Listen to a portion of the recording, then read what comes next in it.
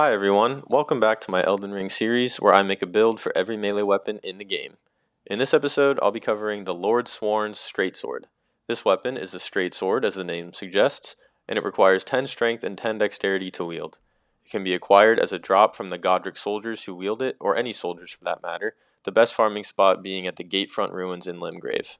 For my build, I'm using a strength-based setup and two-handing the LORDSWORN'S Straight Sword with a heavy infusion.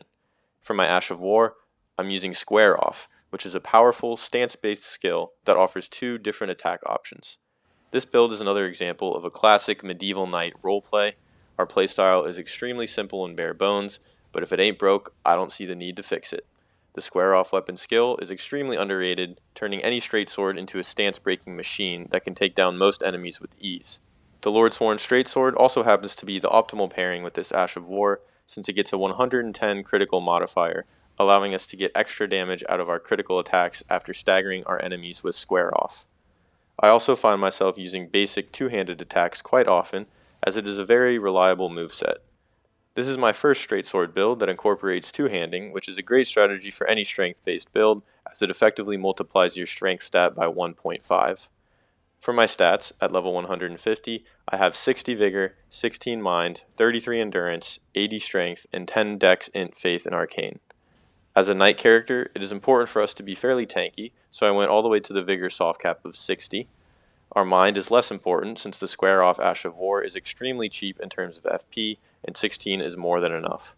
We do want high endurance, primarily because Square Off is pretty stamina hungry, and our stamina regeneration is slowed while we are in the Square Off stance.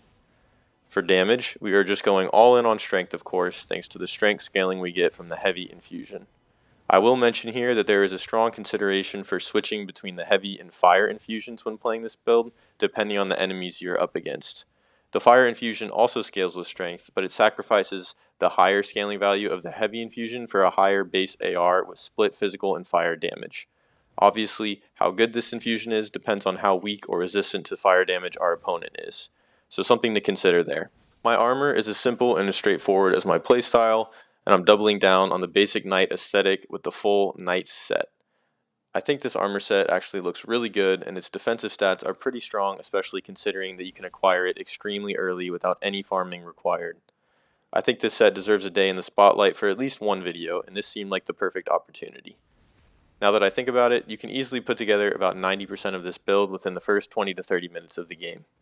But make no mistake, it still shines all the way to the end of the game. For my talismans, I am first using the Shard of Alexander to increase the damage of our square-off attacks. Next I have Rolana's Cameo, which gives us a huge boost to stance-based skill damage if we hold the stance for a full second before using it. This is perfect for when we have longer attack windows, but it's important to remember that you don't have to use this feature every time you want to use the stance skill.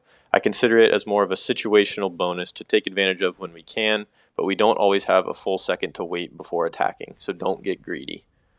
Then I have the Dagger Talisman for more damage from our critical attacks. Like I mentioned, the Square Off skill gives us a lot of staggers, so we get a lot of mileage out of this talisman.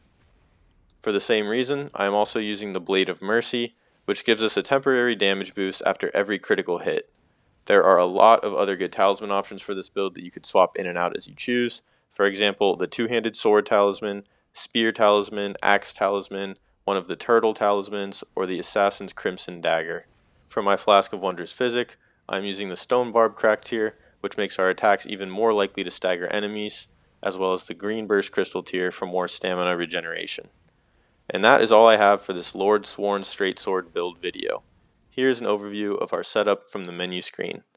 Thank you for watching, I hope you have a great rest of your day, and I'll see you next time.